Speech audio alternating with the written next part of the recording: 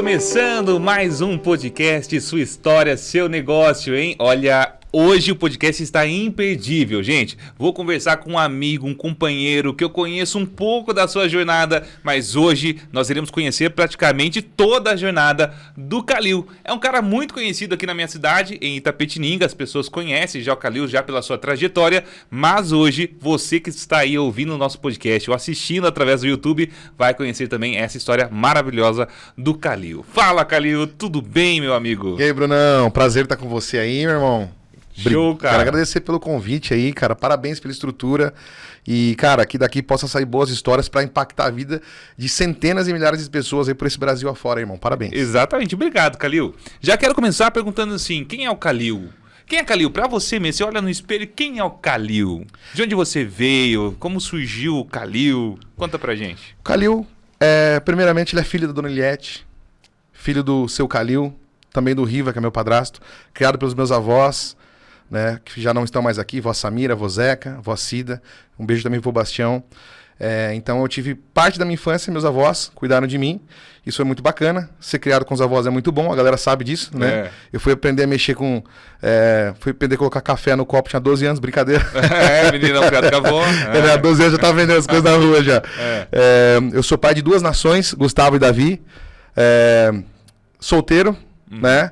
E estou empresário, estou escritor, estou podcaster e o meu propósito de vida é transbordar na vida das pessoas, fazer com que elas falem sua história, seja através de um livro, seja através de um podcast, fazer com que elas construam suas empresas, fazer com que elas busquem os sonhos, que elas criem o desejo, né? Aquele desejo de criança que você tem de ser empreendedor, de ser jogador e de ser... Enfim, vários sonhos que as pessoas têm e quando chega na fase adulta elas simplesmente ignoram os sonhos e começam a entender que a vida é trabalhar, ter um salário, pagar as contas, dormir e assim começa o caminho dos ratos. E meu propósito é justamente entrar nesse meio e falar, opa, peraí, e aquela criança, né? E aquela criança que era sonhadora e os sonhos dela, né? Então o meu propósito é esse. E quando eu olho no espelho, eu vejo um cara...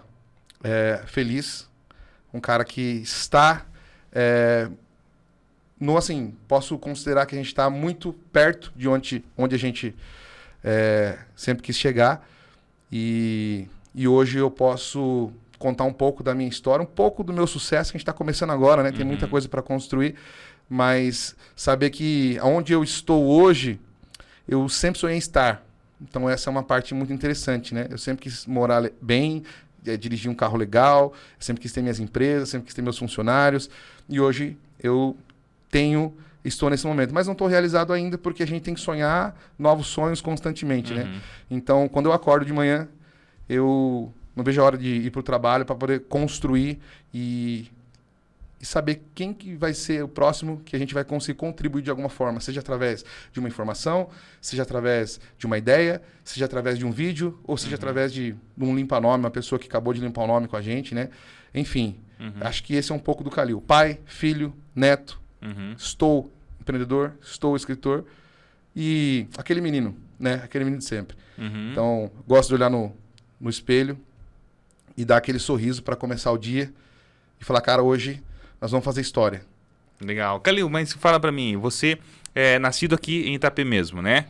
Foi criado pelos seus avós. Como que foi sua infância? Sou nascido e crescido aqui em Itapetininga, né? A minha infância foi muito feliz. Nasci ali na Vila Arruda, né? Morei ali até os 12 anos. Filho de pai alcoólatra. Meu pai, durante 33 anos da sua vida, ele foi ausente dentro de casa por conta do vício. Perdeu tudo que tinha. E hoje Deus fez uma obra na vida dele, então tem 5 anos que o meu pai é meu pai, eu posso chamá-lo de... Eu sempre chamei de pai, sempre respeitei muito ele, ajudei muito ele também no período que ele estava naquela situação. A gente já se vê, a gente tem uma boa relação.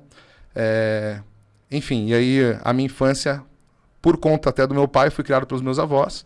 E ali eu tinha uma vida muito boa dentro de casa, porque eu tinha o que comer, e eu percebia que eu tinha o que comer. Eu tinha 4 refeições por dia, sempre tive. Mas os meus amiguinhos ali do bairro, não. Então, já viu aquele termo playboy de favela? Que você mora num lugar simples, mas você tem uma vida legal? Eu era esse cara. né? Até os meus 10, 11 anos, enquanto eu morei ali na Vila Arruda. Então, todos os meus amiguinhos do bairro, a gente criava alguma coisa para poder levar eles para dentro de casa, seja jogar videogame, seja brincar de alguma coisa, porque na minha casa tinha café com leite e mortadela. Então, assim, eu não gosto de contar história triste, sabe? Então, eu sempre tento lembrar as coisas boas que aconteceram na minha vida. E esse negócio de pão com mortadela era algo surreal para aquela época e para aquele bairro, né? Então, a galera me chamava de Júnior até então, porque Calil é o nome do meu pai, né? Eu passei a ser Calil com 14, 15 anos. Então, ali, vamos na casa do Juninho, que tá na hora de tomar café. Então, se eles vão na casa do Juninho, o Juninho recebe eles dentro de casa para jogar videogame, para brincar. E ali a minha avó, Samira, com o coração enorme que ela tinha, servia todo mundo café com leite, pão com mortadela. Então, eu era o cara mais querido da quebrada, porque não mexe com o Calil, porque o Calil, com o Juninho, ele é o cara que a gente vai na casa dele tomar café.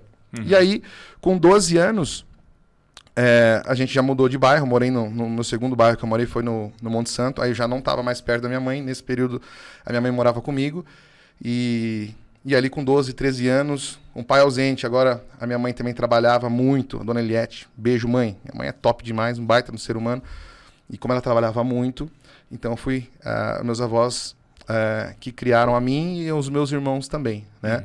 E com 14 anos eu conheci a música, na verdade bem antes, né? Mas com 14 anos eu já tinha decidido que eu queria ser músico.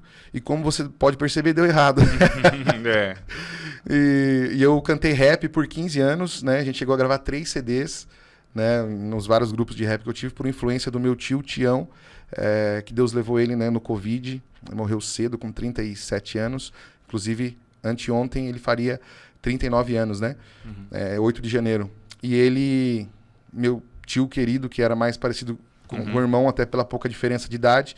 Então, ele frequentava a minha casa e a gente jogava videogame. E nessa ele me apresentou uma fita de rap. Eu gostei e comecei a escrever rap e deu certo. Com 12 anos, ainda na Vila Arruda, eu escrevi uma poesia pro Proerd e ganhou como melhor poesia da escola. Aí eu vi que eu sabia escrever. Falei, opa, acho que eu sou bom em escrever, vou seguir isso aí. Então, com 14 anos, comecei a gravar, né, as músicas de rap que a gente produzia nos grupos que eu tive com várias pessoas, tive vários grupos de rap aqui na cidade. E aí a gente começou a tocar nos eventos e tinha um pouco daquela rebeldia, eu nasci sem pai, tinha um pouco daquela questão até vitimista da minha parte, pô, a gente sofre demais. E hoje eu olho para trás e falo assim, cara, foi top demais. Tudo que aconteceu tinha que acontecer. Comecei a vender junto com a minha mãe, para ficar mais perto da minha mãe. Comecei a vender com ela Yakult na rua. Ela trabalhou 10 anos vendendo Yakult na rua. Nem sei se pode fazer propaganda, mas agora já... Tranquilo. Ela trabalhou 10 anos na rua vendendo Yakult de porta a porta. E aí comecei a vender junto com ela. Comecei a sentir como que eram as vendas, como que era vender na rua, né? E eu fazia isso em troca de Yakult. Então, se eu tomar Yakult, fico perto da minha mãe. E ainda assim eu começo a ajudar ela. E aí... fase foi crescendo, 14, 15 anos, foi a época onde meu pai estava numa situação mais difícil possível, né? E aí entrou o divórcio deles, onde a gente já não aguentava mais passar por algumas situações. É bem delicado falar disso, nunca falei sobre isso. E aí houve a separação, e aí eu fui morar com a minha mãe. Então, até os meus 14 anos eu morei com meus avós. Fui criado pelos meus avós. Com 15 anos fui morar com a minha mãe. E aí a hora que a gente começou a trabalhar forte aí para poder produzir, né? Então a gente vendia coxinha, a gente produzia e vendia coxinha na rua para poder trazer sustento para casa. E não tem nada de triste isso não, aproveitava muito. Gostava muito, a gente se divertia bastante, né? Eu gostava de ter meu dinheirinho, isso era bacana, né? E em paralelo eu fazia música, gravei meu primeiro CD com 15 anos, ajudava minha mãe. E minha mãe sempre quis que eu tivesse um emprego fixo, né? Era o sonho dela, porque meu pai não tinha, era difícil ter emprego. Então, para minha mãe, o sonho dela era ver o filho dela empregado. E eu era o filho mais velho, né? E então, com 15 anos de idade, surgiu... Tá bom assim, falando Sim, de forma... pode ir tranquilo, pode ir tranquilo. Datando tudo, né? Enfim, e com 15 anos surgiu a lei do menor aprendiz, né? E saiu na rádio que algumas empresas de Itapetininga estariam contratando menores aprendizes para poder trabalhar registrado. Na hora que minha mãe ouviu essa palavra, trabalhar registrado, ela falou, você vai. E aí tinha uma data, tipo assim, era até sábado, tem que se inscrever lá e mandar o currículo. Eu falei, tá bom, deixa eu jogar bola aqui e depois a gente vê o que a gente faz.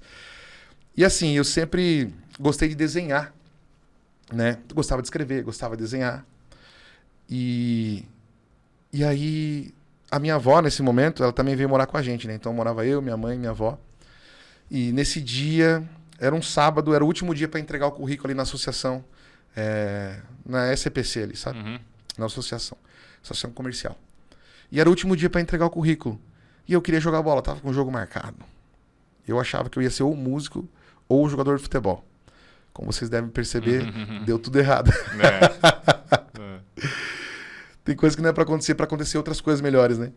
E aí eu falei, mãe, mas eu vou mandar um currículo, mas eu não tenho nenhuma experiência. Vou mandar um currículo em branco, só com o meu nome? Não existe isso, mãe. Né? Meio que tentando rejeitar essa possibilidade, porque eu queria jogar bola. Aí a minha avó falou assim, faz um desenho no currículo. E aí minha mãe falou, é isso, fazer um desenho no currículo. A minha mãe, ela sempre me deixou ser livre para fazer aquilo que eu queria fazer. Por isso que deu tanta coisa errada na minha vida, né? Eu sempre tomei decisões por mim mesmo desde sempre. E nesse dia ela falou, não, você vai fazer o desenho no currículo conforme sua avó falou. Eu falei, mãe, eu vou jogar bola, desenhar no currículo, sabe que vão rir da minha cara. Por favor. Ele falou, não, você vai fazer o desenho, tá aqui o lápis, tá aqui a caneta. Cara, eu desenhei no currículo, desenhei uma história em quadrinho. Eu tenho esse currículo, eu vou mandar uma foto para você, de repente, para usar depois. E aí eu desenhei uma história em quadrinho no currículo. Cara, eu fiz em 5 minutos, porque tudo que eu queria era ir jogar bola. E aí, na história, tinha um menino que precisava de um emprego, e aí ouviu na rádio que ia ter uma oportunidade. E aí chegou a minha vez, fiz a história em quadrinho e falei, mãe, eu não vou pintar, eu só vou desenhar. Aí ela falou, tá bom, pode jogar bola. Ela pegou o currículo e enviou. Cara, eu não sei quantos currículos que foram enviados, eu sei que foram centenas. O meu de cara, foi aprovado. E aí eu fiquei morrendo de vergonha no dia da entrevista. Na hora que eu cheguei em casa, ela falou assim, deu certo, você foi aprovado, e você vai fazer uma entrevista. E eu nem entendi o que era entrevista, né? Entrevista, como assim entrevista? É uma entrevista de emprego. As empresas vão analisar você, vão ver se eles gostam de você. Eu já comecei a ficar em choque, porque o histórico da minha família era emprego é muito difícil. Emprego é uma coisa... Quem tem emprego, segura o seu, porque o mercado tá difícil e tal. Minha avó falava que era difícil, meu avô falava que era difícil, meu pai desempregado, meus tios desempregados. Minha mãe tinha um emprego que trabalhava na rua há mais de 15 anos, então que elas... Falei, cara, vamos lá. Assim é a vida de adulto, então vamos embora, né? Cheguei na entrevista e, cara, pra minha surpresa, as pessoas que me entrevistavam, elas olhavam e olhavam pra mim, assim, eu percebi que tinha mais de 50 crianças, né, adolescentes. E eu via que eles centralizavam muito em mim. Por quê? Era o único currículo diferente dos demais, né? Imagina que todos estão lá com nome, CPF, e tem um que tá com desenho, né? Aí eu fiquei morrendo de vergonha. Falei, deu errado. Tô aqui, vou passar vergonha. Deu tudo errado. E eu me escondia. Quando eu vi que elas olhavam pra mim, eu já desviava o olhar. Sabe aquela timidez? Aquele negócio de você estar conhecendo pessoas agora, não saber lidar ainda com as pessoas e tal. E aí começaram a perguntar pra mim. Eu lembro que todos os entrevistadores perguntavam muito pra mim. E eu ficava em choque. Né? Eu falei, poxa, que hora que eles vão parar de perguntar pra mim? Né? Sem saber que isso é um ponto positivo, né? E aí, quando você começou a desenhar, você gosta de desenhar? Por que você desenha? Por que você fez o desenho no currículo? E, cara, eu não lembro das respostas, mas com certeza, imagina assim, as piores possíveis. Minha mãe mandou. Coisa desse tipo, né? Aí eu passei para a segunda fase e já tinha uma empresa interessada. E eu queria muito falar o nome dessa empresa, porque me ajudou muito, que é a Stile. Sim, sim. Inclusive, quero mandar um beijo pro Wesley, meu primeiro patrão, né?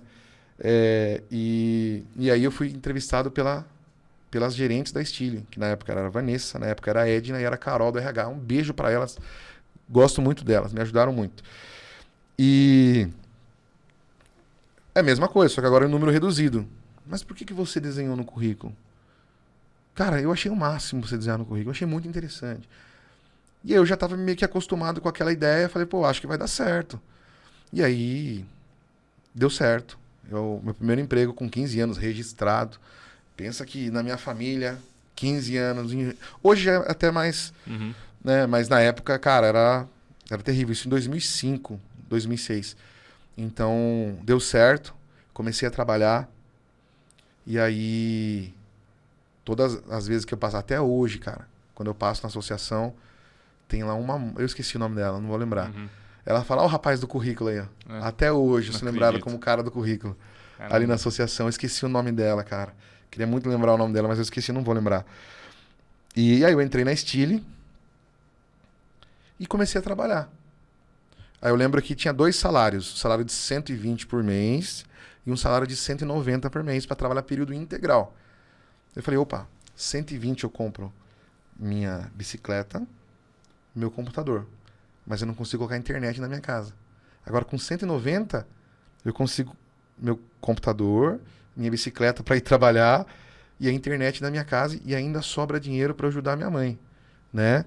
Então, falei, vou mudar para a noite na escola. Primeiro colegial, eu estudava no Peixoto, para trabalhar o dia inteiro, para ganhar R$190.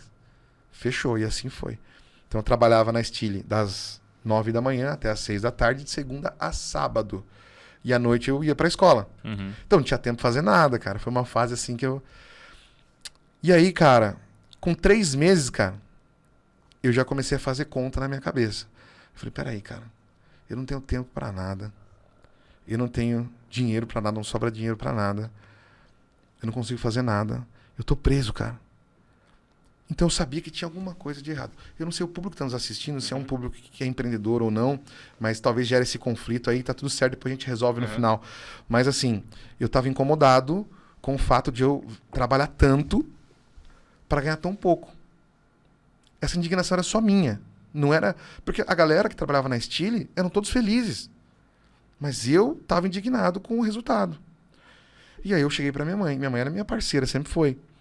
Eu falei, mãe, não tá certo. Que eu trabalho tanto para ganhar só R$190. Minha mãe não deixava nem eu terminar de falar. Ela falava, viu, agradeça a Deus. Você tem um emprego registrado, você tem saúde. Imagina aí fora quantas pessoas queriam estar no seu lugar. Aí eu falava, cara, é verdade. É isso. Aí eu voltava a trabalhar. Mais 3 meses eu começava a fazer conta de novo. Peraí, essa conta não fecha, cara. O fulano consegue comprar uma camiseta, eu não consigo comprar uma camiseta, cara. O cara tá com Nike Shox no pé, cara, e eu tô andando com esses... Eu nem lembro as marcas. Mas eu só pegava tênis da promoção na Stile. E aí eu ia falar pra minha mãe, não. Eu falei, cara, acho que a vida é essa, irmão. Acho que a vida é essa. É trabalhar, é estudar, é pegar o salário, pagar a conta e ser feliz, cara. Mas e os sonhos que eu tinha? Pô, cara, todo mundo tem um sonho de ter uma casa, de ter um carro, de ter uma moto, de ter... Pô, e aí, quando que eu vou realizar esse sonho ganhando isso aí? É a pergunta que eu faço... Opa! É a pergunta que eu faço pra galera que tá assistindo agora. Fazendo o que você faz hoje, quando que você vai realizar todos os seus sonhos? E eu comecei a me fazer essa pergunta. Falei, peraí, então eu vou ter que esquecer dos meus sonhos, cara. Porque a vida é isso aqui, cara. A vida é trabalhar, ganhar dinheiro pra pagar a conta. E aí, vida que segue. Esquece. Eu ia falar pra minha mãe, esquece. Cara, acredite, eu fiquei 5 anos na Stile.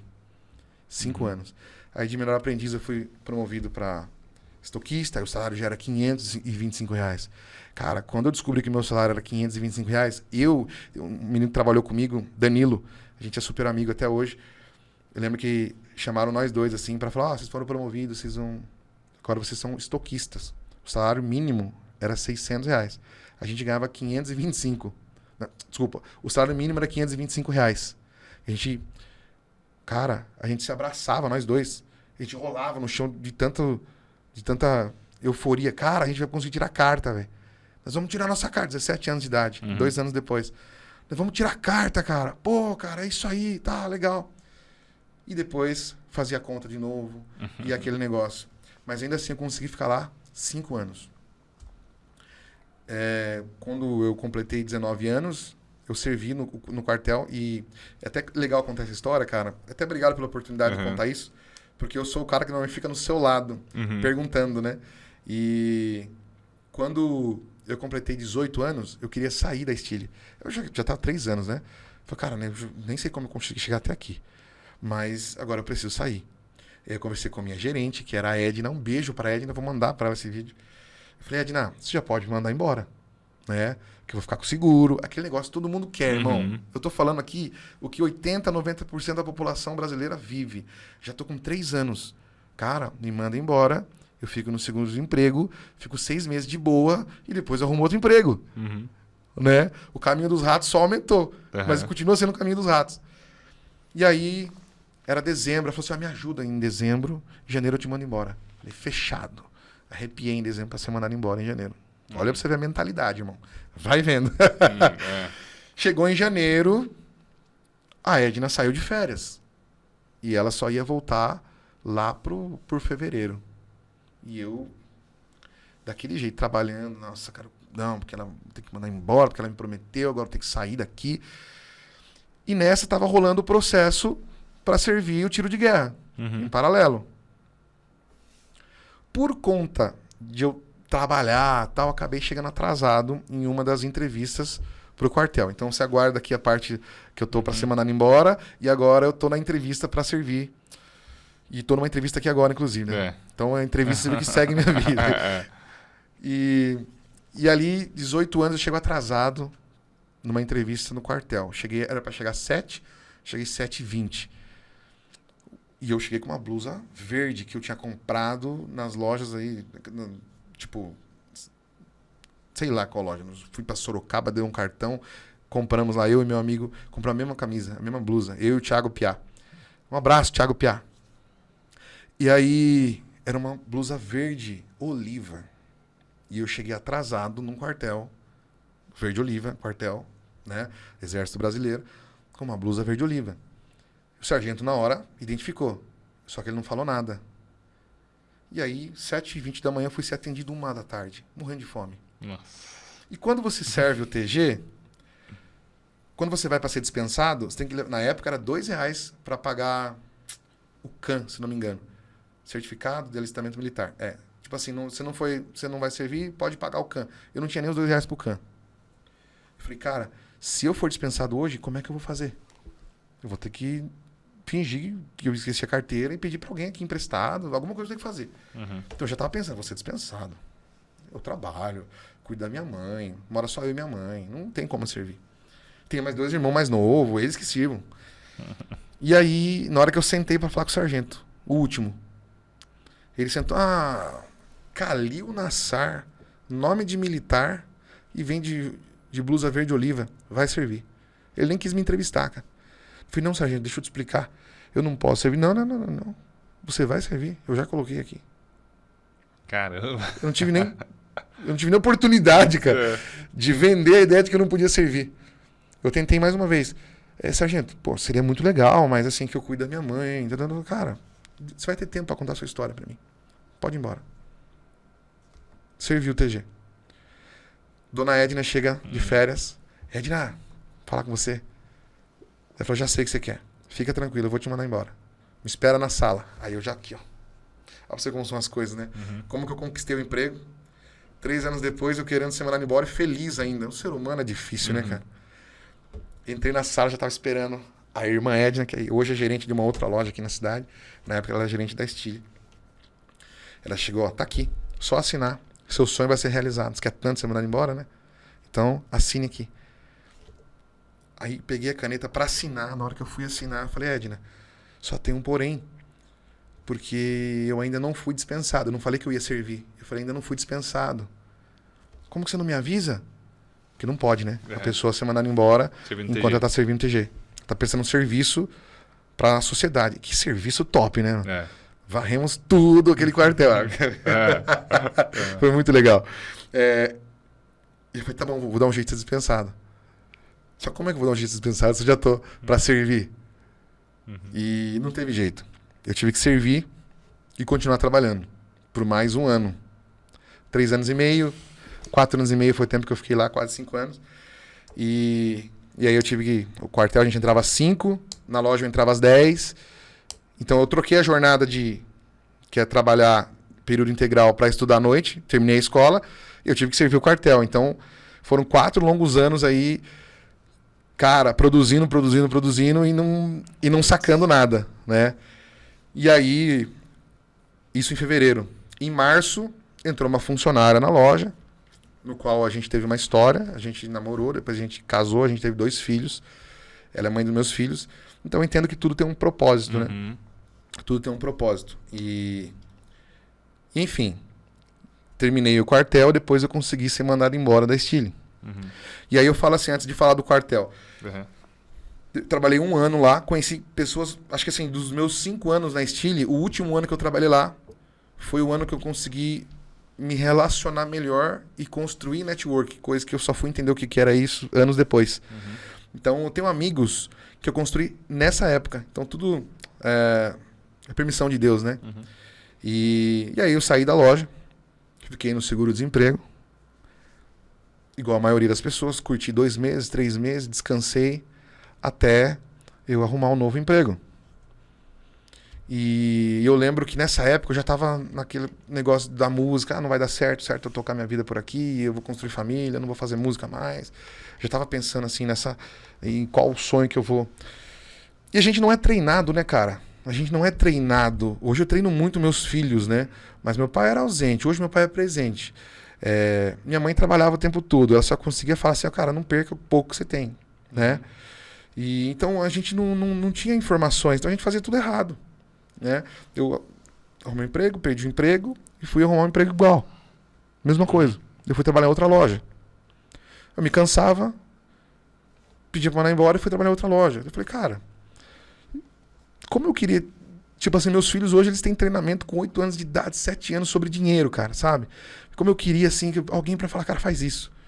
Então não tinha o que fazer, cara. Então eu já tava no meio do ciclo. Eu tinha que... Ou eu gostava disso, ou... cara. E aí, cara, eu... Com 20 anos de idade, eu descobri que eu ia ser pai. Eu falei, cara, agora... E agora? E agora? O dinheiro que eu ganho hoje, mal consigo me manter, ainda moro com minha mãe. Isso com 20 anos ainda morava com a minha mãe. Agora eu vou ter que casar. Quanto que é um aluguel? Falei, cara, a vida é louca mesmo, velho. Eu preciso pensar em alguma coisa. E aí, eu fui pro Google. Como ganhar dinheiro? E isso já, 2010. Já tinha Google. E aí, eu comecei a perguntar. Falei, cara... Aí foi exatamente nesse momento da minha vida, 20 anos de idade, foi quando a minha mentalidade começou a expandir. Falei, cara, eu preciso ganhar mais dinheiro. Senão, eu não vou conseguir manter a minha casa. E aí, a hora que eu começava a pesquisar. E aí eu falava assim, cara, por exemplo, alguém passava num carro legal, Brunão. Eu falava, mas esse carro deve ser caro, mano. Como é que esse cara comprou esse carro? Alguém tá no clube. O cara tem rotina. Academia. Eu falei, cara, isso custa. Como é que esses caras conseguem? Um tênis da Nike. O cara tem um carro, o cara tem tênis da Nike. O cara... Meu, o que esse cara faz? Assistiu aquele filme Em Busca da Felicidade? Sim. Do Smith? Clássico. Conta a história do Chris Gardner. E ele teve esse ápice também de ficar batendo cabeça e falar, cara, peraí, eu preciso ganhar mais dinheiro. E aí, num certo dia, ele vê um jovem, um cara mais jovem que ele, num carrão, e ele falou, cara, eu vou perguntar pra esse cara, o que ele faz? E ele pergunta pra esse cara, desculpa, 2 perguntinhas só pra você. O que você faz e como você faz? Ele falou assim, não, eu trabalho com números e com pessoas. Ah, mas tem que ter faculdade, né? Ele falou, não, só ser bom com números e com pessoas. Essa era a resposta dele. E aí eu começo a me questionar. Falo, cara, e aí, cara, como é que faz pra ganhar dinheiro? E eu comecei a observar tudo à minha volta. Até que eu vi um dos meus patrões, que eu fiquei menos tempo possível. Foi o Edson, da Edivan, da loja Edivan. Sim. Não sei como é que ele tá hoje. Faz tempo que não vejo. Faz muito tempo. Mas ele me contratou para ser vendedor dele. E olha que interessante. Ele falou, cara, você conversa bem, você comunica bem, você vai vender os produtos que eu comprar. Eu falei, tá bom, cara, você precisava de um emprego. Eu ia ser pai. Então, tá tudo certo. E aí ele começou a me passar alguns códigos, só que não que ele estava me ensinando, mas eu estava tão atento naquele momento, precisando de uma oportunidade para poder ganhar mais dinheiro, que eu comecei a pegar os códigos que ele soltava. E ele falou assim, não, eu sou muito bom em comprar as coisas. Eu falei, muito bom em comprar as coisas? Como assim? O que isso quer dizer? Bom, se ele é bom em comprar, é sinal que ele consegue vender. E nessa de compra e venda, ele começa, onde ele ganha um lucro legal. Fui com ele no Brás algumas vezes, fazer compra para a loja. E aí eu comecei a pegar os códigos. Falei, cara, ele compra aqui por X, vende na loja por Y. Se ele vende 10 desse, ganha X. Falei, cara, que top. Que legal. E aí, eu conheci o Braz. E nessa, eu vendia pro Edson os produtos que ele tinha. Já vendi brinquedo pra ele, já vendi bolsa pra ele, já vendi eletrônico pra ele. Tudo isso em 3 meses, cara, que eu fiquei com ele. Só isso. Nesse período de 3 meses. Eu aprendi em 3 meses o que eu não aprendi em 5 anos ali na Estília. Aprendi muito lá, mas eu não estava atento. Era uma época da minha vida onde não tinha necessidade, igual eu ia ter a partir dali. E, cara, eu fui vender brinquedo, bolsa, fui vender bolsa numa loja. E o nome da loja, o nome do dono da loja era Edvan, olha que curioso. Então, o Edson, da Edvan, eu tava vendendo pra ele, pra um cara chamado Edvan. Muito louco. Aí eu cheguei lá, falei, cara, eu tô vendendo bolsa, irmão, não vou comprar nada. Eu tô vendendo tudo aqui. Eu tô fechando a loja, não quero mais. Montei essa loja pra minha filha, só que ela preferiu fazer faculdade, ela foi embora, eu tô sozinho. Quero vender tudo, tô vendendo tudo barato. Por que você não compra de mim barato e vende pros seus amigos? Uma coisa tão simples isso, cara. Eu falando agora, né? Que coisa simples, né? Meus filhos sabem disso. E eu falei assim, quanto que você quer nessas camisetas? Aí ele me ofereceu R$8, você vende a 50. Aí eu comecei a fazer conta, peraí. R$42 de lucro. Se eu vender 10, R$420. Se eu vender 20, já ganho mais do que eu ganho trabalhando aqui. Peraí, esse negócio é interessante. Aí eu cheguei pra ele e falei, cara, me dá umas 20 camisetas pra eu vender. Ele falou, não, você tem que me pagar. É R$8 cada uma. Eu falei, puxa, cara, então preciso fazer um corre aí, levantar uma grana. Aí eu cheguei pro meu cunhado, que também dava pra nascer filhinha dele. Então tava pra nascer meu filho e a filha dele também, as 2 irmãs, né? Aí eu falei pra ele, Altão, a gente precisa ganhar mais dinheiro, cara. Como é que tá a sua vida? A minha, a conta não fecha. A minha conta não fecha faz tempo também. E aí onde a gente começou a conversar, cara, surgiu uma oportunidade ali. Tem um cara querendo vender camisa. E se a gente pegar, a gente vender a camisa assim, você entra com o dinheiro, a gente faz um negócio aí. Ele falou, cara, não tenho dinheiro também, mas eu tenho um cheque. Eu falei, vou ver se ele aceita cheque, bora lá. Peguei o cheque do cunhado, cheguei no seu divã. Falei, viu, você me dá aí 20 camisetas e eu te dou um cheque. Eu falei, eu não aceito cheque, cara. Ninguém mais aceita cheque. Isso em 2010. E aí, isso já era 2012. Aí eu falei, ninguém aceita cheque. Eu falei, cara, mas me ajuda, cara. Pô, eu não vou dar nada pra você não, cara. E ele falou, então tá bom. Vou te dar 10. 10 camisetas. Eu falei, fechou. Só que eu não vou dar 30 dias, é 15 dias. Então eu tinha 15 dias para vender 10 camisetas. Foi meu primeiro, meu primeiro grande negócio. E cheguei pro meu cunhado, falei, você vende 5, eu vendo 5. A gente era da igreja, vamos vender na igreja. Acabou o culto, eu já taquei os irmãos da igreja, só camisa masculina, né? Eu pago no vale, eu pego no vale, eu pago no pagamento, eu pego no vale. Eu falei, cara, vai ser um fracasso isso aqui, cara. Porque a galera não tem dinheiro para comprar à vista. Porque as lojas fazem 10 vezes, 6 vezes. O que a gente faz? Ó, se a gente pegar metade, agora a gente consegue pagar o cheque. E a outra metade, cara, vambora. No outro culto, irmão, me dá metade e a metade para aqui 30 dias. E foi assim, a gente pegou o dinheiro, pagamos o cheque, e agora a gente tinha um lucro.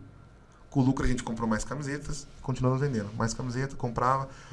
Só que o seu Edivan era um cara de negócio. Ele falou assim, pô, comecei a vender muitas camisetas dele. Acho que a gente vendeu, sei lá, umas 50, 60 camisetas, né? E aí tava acabando as camisetas dele. Eu percebi que tava acabando. No outro dia, ele chegou com mais camiseta. Eu falei, ele é ligeiro também. Ele também tá fazendo negócio. Lógico. Ele tá comprando porque tem alguém para revender para ele agora. Eu falei, cara, de onde ele compra essas camisetas, mano? Continuei comprando dele durante um bom tempo até eu juntar dinheiro para ir no Braz. E aí, a gente juntou, sei lá, R$400, fomos pro Braz. E lá eu encontrei as mesmas camisetas por R$6. R$2 a menos. Esses R$2 custeavam a nossa viagem e a gente conseguiu conhecer mais lugares e aí comecei a vender camiseta. Chegou uma hora que a camiseta começou a saturar, porque o seu núcleo de amizade, ele vai acabando. E aí você tem que conhecer novas pessoas. E a gente não tinha, a gente trabalhava, cada um tinha o seu emprego e a gente vendia camiseta nas horas vagas, né? Eu falei, cara, a camiseta não virou. Precisamos vender outro produto, né? É o famoso hambúrguer, refrigerante e batata frita, né? Você precisa ter os 3. E aí lá, como eu trabalhei na Estile 5 anos em outras lojas, eu entendia muito de calçado. Então, chegando lá, na hora que eu vi uma loja de calçado réplicas, né? Que é muito parecido com o original, Eu não sei se eu falo pra galera não fazer isso ou falo pra fazer isso. Faça o que vocês quiserem. Empreenda. E aí tinha lá os tênis, né? Que não... Réplica é mais bonito do que falar pirata, né? E aí eu falei assim, cara, eu consigo vender isso aí. Eu conheço muita gente que gosta de tênis, inclusive as mesmas pessoas que compravam camiseta. Então a gente começou a comprar tênis, camiseta, aí começamos a fazer um negócio. E aí eu pedi a conta só para cuidar do negócio. E aí meu filho nasceu e o quartinho dele era cheio de tênis, assim.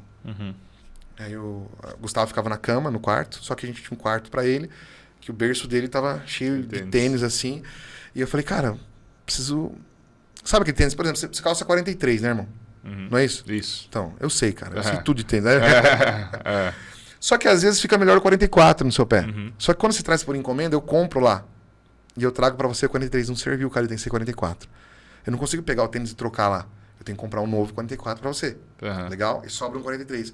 E nessa tinha um monte de tênis e sobra em casa. Falei, cara, precisa montar uma loja. Vamos montar uma loja? Vamos. E aí... Eu fui no Mercadão, meu amigo tinha uma loja, ela falou, cara, aluga pra mim essa loja. Eu alugo pra você por R$300 por mês. Me dá já os 300, hein? Não tinha os 300, mas fui lá, fiz a correria, montei uma loja no mercado municipal aqui em Tapetininho e comecei a trabalhar. Comecei a vender tênis. Fizemos a loja, começamos a vender, aí agora nós dois full time dentro da loja, trabalhando. E aí depois surgiu a oportunidade de montar mais uma lojinha, e depois mais uma, tivemos 3 lojas pequenas, né? E começamos, falei, cara... Eu acho que é por aqui o caminho do dinheiro. Porque, assim, eu trabalhava na minha loja e ganhava mais ou menos o que eu ganharia em outras lojas, que eu já trabalhava. Meu cunhado também. Só que agora a gente era o nosso patrão. Falei, pô, legal. Eu ganho a mesma coisa que eu ganhava em outros lugares, só que agora a empresa é minha, né? E, cara, quem que ensinou o Calil a empreender? Ninguém. Eu nem sei até hoje, né? Tô aprendendo. Imagina 10 anos atrás, 12 anos atrás. Então, a gente começou a se endividar com os fornecedores, a gente foi pegando moral com o fornecedor, começando a comprar no cheque, e isso chega uma hora que bola de neve, não conseguiu pagar. Fiquei com a loja 3 anos, 3 lojas em 3 anos, caí numa besteira de montar uma loja grande no centro, e aí eu fui engolido pelas outras lojas, e quebrei 6 meses depois de montar, eu quebrei as 3 lojas, 6 meses depois de montar a loja no centro. Então, eu falei, puxa, isso aqui é briga de gente grande, cara. O que aconteceu? A essas alturas, eu já tinha um filho e o outro para nascer. Eu falei, cara, e agora? A minha mulher na época, a minha ex-mulher, ela não concordava com o fato de eu querer me aventurar nos negócios.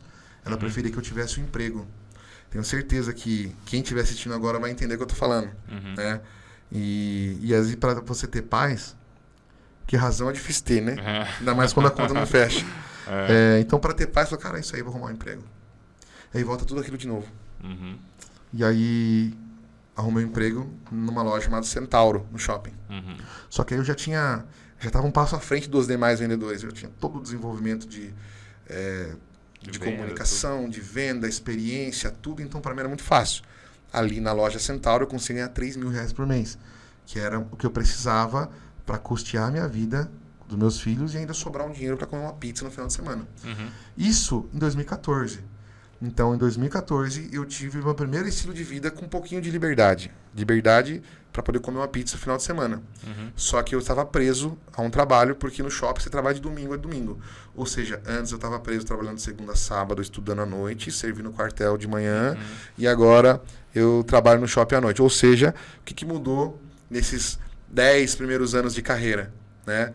Mudou basicamente nada. A corrida dos ratos continuaram, só aumentaram de tamanho. A pista do ratinho aumentou de tamanho. Só isso. E as dívidas também. E eu ficava ali no shopping, Brunão. Tô falando demais, irmão? Não, Você pode não... falar. Eu vou... pode ir. E eu ficava ali no shopping, na época do Di Fiore, tinha muita loja fechada. Muito... Box fechado. Eu ficava olhando para aqueles box, falando, mano, se eu tivesse 30 mil, cara, eu montava alguma coisa ali, cara.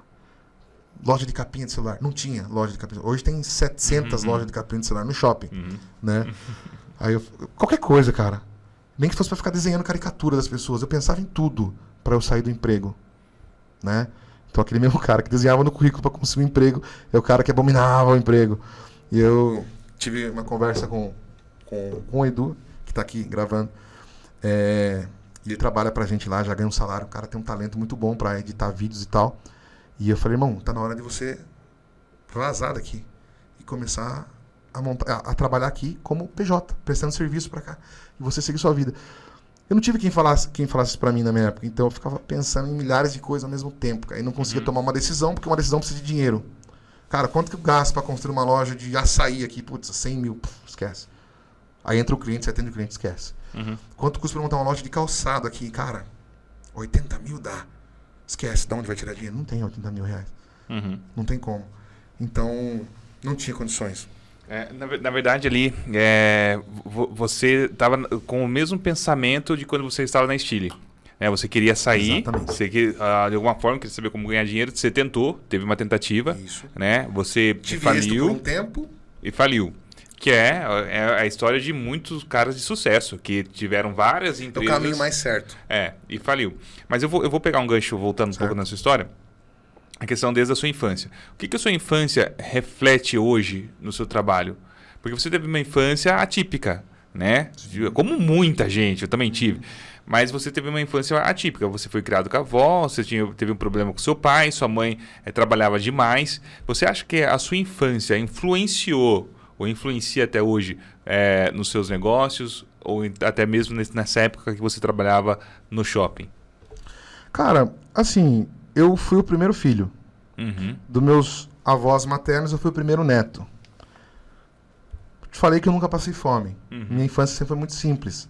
Andar descalço, jogar bola, soltar pipa, tudo isso aí da maneira mais simples possível. Eu não vejo uma história triste pra contar. É só história feliz. Eu sempre fui muito amado, cara. Tanto pelo meu pai, mesmo com o jeito dele, ele sempre conseguiu expressar o amor dele por mim, mesmo ausente, mesmo fazendo tudo o que ele fazia. Então, pela minha mãe, sempre me senti amado. Pelos meus avós, sempre me senti amado. Meu maior ganho de toda a minha infância foi me sentir amado. Então, os meus tios, a minha mãe era mais velha, então foi primeiro neto e primeiro sobrinho. Então, era muito amado, era muito querido, né? E isso me ajudou muito, cara. Isso me ajudou muito na parte de eu me amar também. Então, quando eu descobri que eu estava sendo vítima demais da situação, não deu certo porque, nossa, eu sou um fracassado. Claro que já passou isso na minha cabeça várias vezes.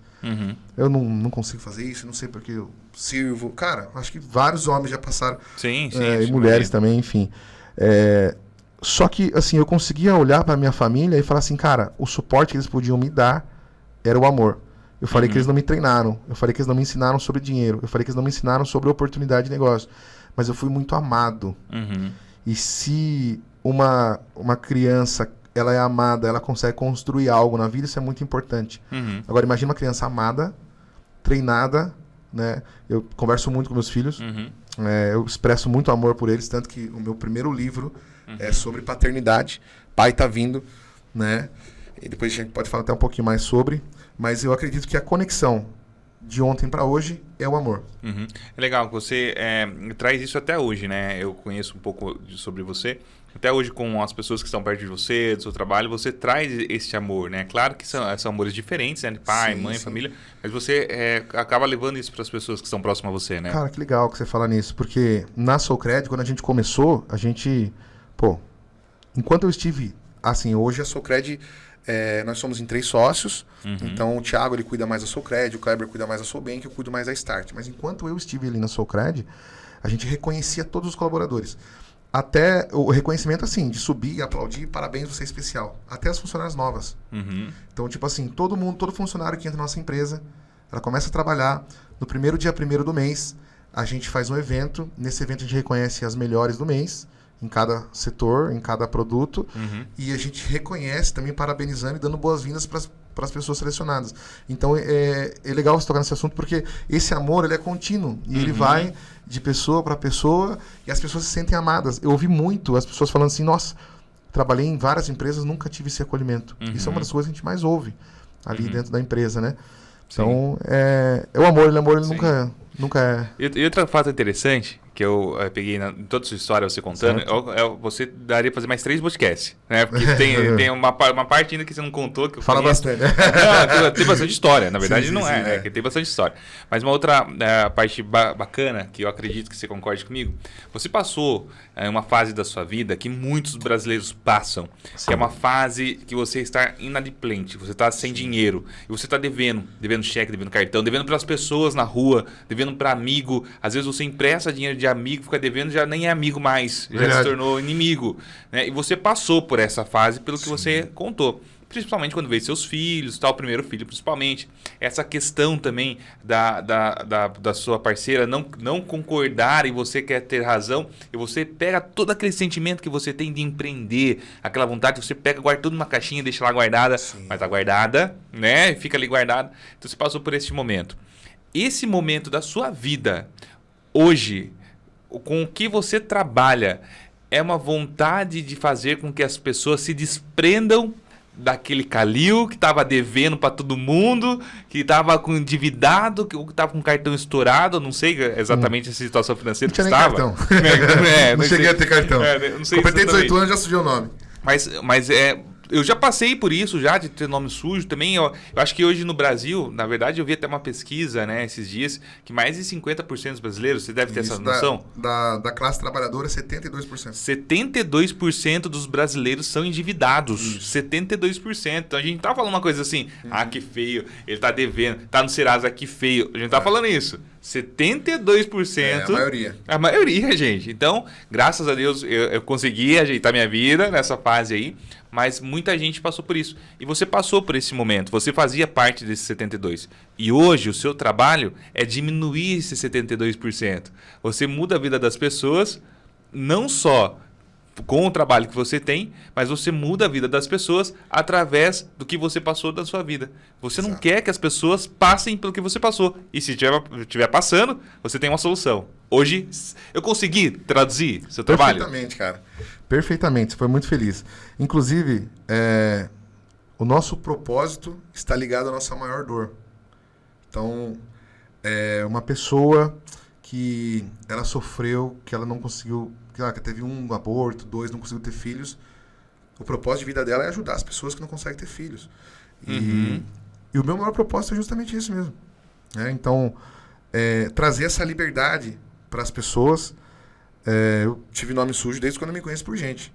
Porque eu comecei a empreender muito novo e quebrei as 7 primeiras vezes que eu comecei a empreender. As 7 primeiras vezes eu quebrei. 7 diz que é o número da sorte, né?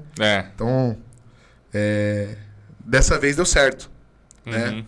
Eu tive uma conversa com um amigo empresário e falou assim, cara, no Brasil a galera oprime muito, o empreendedor quebrou uma, quebrou 2, que quebrou 3. Esse cara não serve. Nos Estados Unidos, o cara que quebrou 3, tá todo mundo esperando ele aplaudir, porque ele sabe que a próxima ele vai acertar. E no Brasil a gente não tem esse hábito, né? Mas é legal o que você falou, porque eu cheguei a ficar 9 anos com o nome sujo. E chegou uma época que eu falei, cara, meu sonho é ter um nome limpo, cara.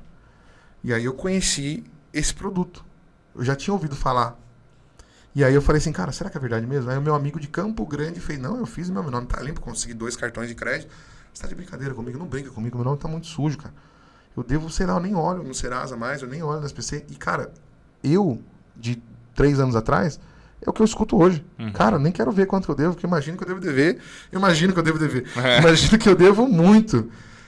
Cara, relaxa. Não existe. Eu falo, relaxa. Qualquer problema, não importa. A gente resolve. Fica tranquilo. E aí, esse meu amigo Guilherme Dantas, ele falou, cara, eu limpei meu nome e consegui 2 cartões. Eu falei, irmão, você tá de brincadeira? Só que a gente, passou o tempo e tal. E aí, eu já com a Soulcred, surgiu a oportunidade, através do meu sócio, ele trouxe, falou, cara, tem um produto bacana pra gente vender. Eu limpo o nome. Eu falei, cara, eu já ouvi falar desse negócio, parece que é verdade mesmo. Vamos fazer no nosso pra gente ver? Vamos. A gente fez no nosso, que eu também já tava com o nome sujo de novo, né? Não tenho vergonha nenhuma de falar. Ainda mais agora, eu preciso falar. É importante falar, né? Agora. Imagina. São algumas coisas que tem que desmistificar no Brasil. Falar de dinheiro. Exatamente. E falar quando você tá na Pindaíba. Exato. A gente é tão orgulhoso, a gente é brasileiro tão orgulhoso. Pô, tô na Pindaíba, cara, me ajuda.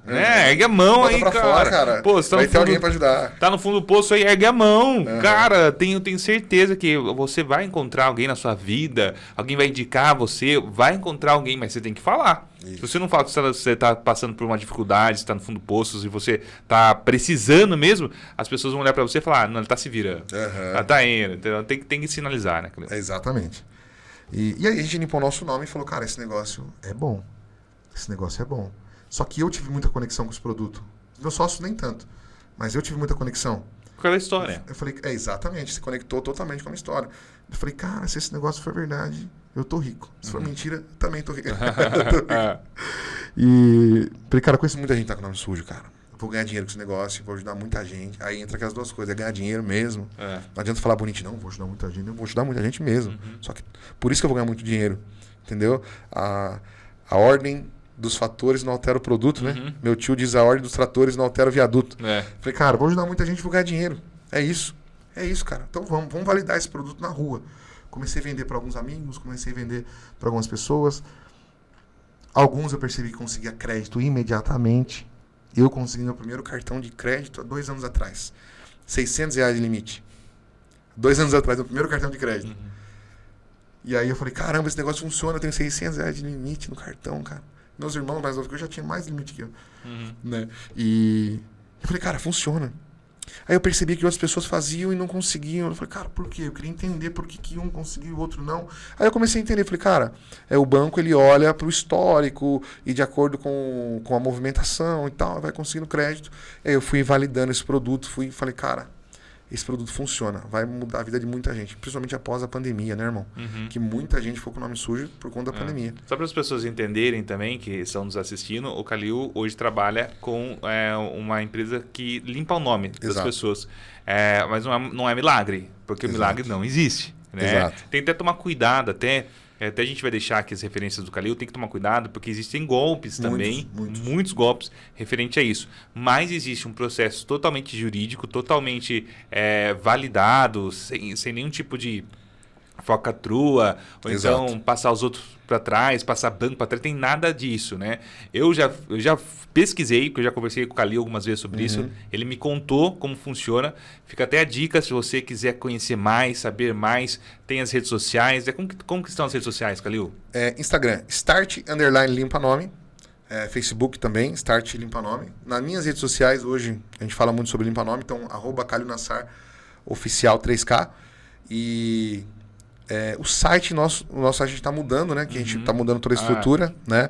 Mas vai vir como Start Limpa Nome também. Mas é mais fácil procurar pelo seu Instagram, então. Ou ir na loja Júlio Prestes, sim. 702. Mas é como a gente está falando na internet, é melhor procurar no Instagram. Instagram a gente vai estar lá. Calil Nassar Oficial.3K. Oficial.3K. Calil Nassar Oficial já vai aparecer esse cara esbelto aqui. Calil Nassar já aparece, é o único. Exatamente. Mas é importante. Meu pai também é Calil Nassar, né? Eu falei pra ele mudar o nome, ele falou, não. Quis mudar. Ele veio primeiro. Vai ter eu e meu pai. O mais velho, você só segue eu. Ele veio primeiro, então o direito é dele. Exatamente. Mas pesquise também. Você que tá ouvindo, tá assistindo, tá super interessado, gostou da história do Calil também que tá contando aqui pra gente, e quer saber mais, pesquisa, gente. Pesquisa, manda mensagem pro Calil, pede mais informações. Não faça de qualquer jeito, tá? Se você tá com o nome sujo, quer limpar seu nome, não faça de qualquer jeito. Faça uma pesquisa, procure informações, saiba o que você tá fazendo. Eu tenho certeza que o Calil vai te dar todos os caminhos para você saber se isso é realmente verdade ou não. Eu sei que é verdade, porque eu já vi, ele já mostrou para mim vários autos, várias coisas lá que aconteceram, que é tudo com advogado, tudo certinho, então não tem problema, né, Calil? Tem testemunhos, inclusive, nas redes sociais de centenas de pessoas agradecendo, né, a gente, ou o Calil, o Start, ou o Sou Cred também, quando a gente usava o nome da outra loja. Então, Start Limpa Nome. Start Limpa Nome, né? O Calil, você tem muitas histórias, né? Tem a história do livro, que eu queria falar rapidamente aqui, a história do livro. Certo. Eu sei que tem as outras, tem a Maravilhosa Terra, tem a Magazine Luiza. Verdade. Tem bastante história, gente. Tem 3 horas de podcast. É verdade. Mas eu queria que você falasse do livro. Do livro. Legal. Assim, do livro, cara, eu sempre tive essa pegada um pouco artística, e sempre gostei de escrever. Então eu falei, cara, eu preciso ter um livro. Eu já sempre soube que eu precisava escrever. E aí eu senti assim uma carência muito forte pelo que eu vi assim sobre a questão de paternidade. O pai sempre foi conhecido como o provedor, mas ausente. Mas provia, mas era ausente.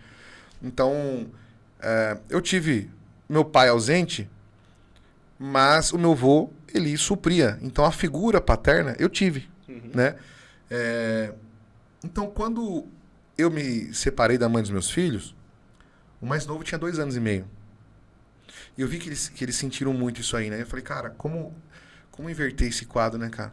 Eu não sei se eu seria um pai tão presente como eu sou hoje, estando longe, não morando com eles, se eu estivesse com eles. Porque até no livro eu falo, tem mais pai ausente dentro de casa do que fora de casa, né? E hoje eu tenho um ciclo de amizade, de paternidade muito forte. Então, os meus sócios, os meus amigos que andam comigo hoje, são pais, desculpa o palavreado, pais foda, né? E a gente tá levantando essa bandeira da paternidade. Então, o que mais ardia no meu coração de falar esses últimos anos era sobre paternidade, né? No meu podcast eu puxo muito esse assunto. Como que é a sua relação com seus filhos e tal. Porque eu gosto de ver o pai falando, né, dos filhos. E no livro eu percebi, cara, que poxa, tem muitos filhos que não tem nem o nome do pai no RG.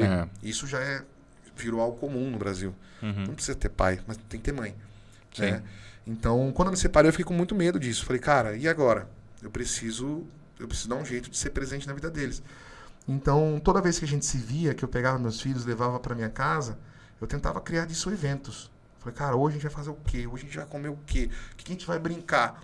Então, eu percebia, nessa rotina, eu falava, cara, que legal, eu me envolvo muito fácil com meus filhos, a gente se diverte e tal. E eu percebi que não era assim, que isso não era comum. Então, a minha relação com meus filhos era diferente do que das pessoas, né, lá fora. Às vezes o pai era casado e com a mãe dos filhos, mora com os filhos, mas não tinha essa intimidade com os filhos. Então, por conta da distância, eu passei a ser mais intenso com eles. E nisso você começa a aprender com os filhos e começa a aprender a ser pai. E você começa a falar, cara, que legal. Essa conversa que eu tive com meu filho, eu preciso contar para alguém, cara. Porque ele aprendeu uma coisa nova. Porque ele quer me ensinar uma coisa nova. Né? Quando eu pegava meus filhos na escola, eu falava, cara, eu não perguntava o que você aprendeu hoje. Eu perguntava o que você pode me ensinar hoje. Né? Então, essa troca, né? Essa conversa. Eu buscava os meninos na escola, eles já me viam felizes, eufóricos. Eu vi que os outros pais era normal. Eu falei, cara, eu quero transbordar na vida dos outros pais também. Eu quero que quando eu vejo meu filho feliz ao me ver, vindo pegar ele na escola, aquele brilho, pai, de esquecer a mochila, sabe? Eu falei, eu quero que outros pais vivam isso, cara. E tem pais dentro de casa que tá junto com os filhos e não vive isso, cara. Então, eu comecei a escrever sobre isso. Legal. O seu livro hoje, como que a gente faz para ter acesso ao seu livro? Cara, Rapaz, eu fui preguiçoso nessa parte do livro, viu, cara? Eu acho que 300 cópias. Já se esgotaram as cópias, eu não fiz mais nada. Mas a gente tem, sim, disponível na Hotmart. Tá disponível lá, na versão e-book, versão digital. É só colocar Pai Tá Vindo, Kalil Nassar, já vai aparecer os links que estão disponíveis para quem quiser. E vai se divertir muito. Porque legal. Tem muita coisa legal lá. Legal. Pra galera se divertir, dar risada. Os meninos eram doidos, cara. O livro já vai fazer 3 anos, né? Hoje eles já estão um pouquinho mais... outro não. Mas na época era só pérolas, cara. Tem uma parte que eu só falo de pérolas. Já dá pra fazer o 2 já, então. Já dá pra fazer o 2, já. Tá certo. Kalil, olha, cara, eu sei que você tem muita história, tem muita coisa pra contar ainda. Acredito que a gente possa marcar mais um podcast pra você contar mais uma parte da sua história. Mas eu vi muito uma história de superação, né? Porque todas as fases da sua vida você precisou se superar. Por mais que você tenha boas lembranças, né, da sua infância, da sua juventude, ainda assim a superação fez parte da sua vida, né? Desde a parte do seu pai, a parte que você começou a trabalhar e não era o momento, de repente, não era aquilo que você queria, jogar bola, de repente, naquele momento era mais importante, até no momento de sair, tiro de guerra e tudo mais. E espero que muita gente que esteja nos assistindo ou ouvindo preste muita atenção e até envie para amigos, compartilhe para amigos que estejam vivendo essa fase. Hoje o Kalil, aqui da nossa cidade, ele tem uma empresa hoje que ele realiza o que ele gostaria que realizassem na vida dele há 10 anos atrás, mais ou menos. Né? Mais ou menos isso, né? Há uns 10 anos atrás. Ele tem uma empresa disso. Você está vivendo o seu propósito, baseado na sua história, que você não quer que as pessoas passem pelo que você passou, independente da superação delas. Exato. Né? Então, obrigado, Kalil, por estar aqui junto comigo. Eu que agradeço o convite, cara. Fico feliz de verdade em estar aqui. Que bom. É o primeiro podcast que eu participo. Legal, cara. Legal. Antes do meu, né? No caso, o meu eu participo todos os dias, né? Mas fiquei feliz, irmão. Obrigado pelo convite. Primeiro de muitos, com certeza. Com certeza. A gente vai contar muita história ainda juntos. Cara, fevereiro nós estamos juntos lá no meu podcast, hein? Sim, vamos Você lá. vai arrumar uma agenda lá que agora eu quero saber a sua história. Vamos lá. A gente vai contar também. Obrigadão, Calil, mais uma vez. Agradeço, irmão. Aí, ó. Gente, quero agradecer você aí que está junto com a gente, ficou até agora ouvindo a história do Calil. Quer conhecer mais sobre o Calil? Entra aí no Instagram agora. Já pega, só não deixa para depois não, que depois você esquece. Pega o celular agora, entra aí no Instagram do Calil. @CalilNassar 4K. 3K. Calil Nassar Oficial.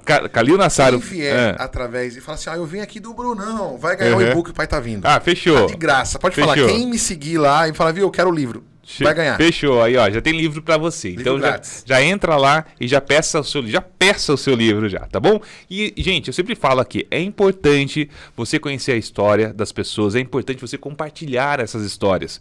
Vê aí, tem alguém devendo aí na sua família? Tem alguém que você sabe que tá na pindaíba? Tem alguém aí, ou você mesmo aí, tá aí numa fase difícil, mas é empreendedor, tem essa caixinha, igual o Calil tinha, uma caixinha guardada, putz, eu quero empreender, eu quero ter aquele carrão também, né? Tem isso aí, olha, segue o Calil, tá? E já compartilha e manda esse vídeo ou esse áudio para essa pessoa que tá precisando ouvir a história do Calil, tá bom, gente? Eu tô indo embora, olha, espero você no próximo episódio junto com a gente. Um beijão para todo mundo e até mais. Tchau, tchau.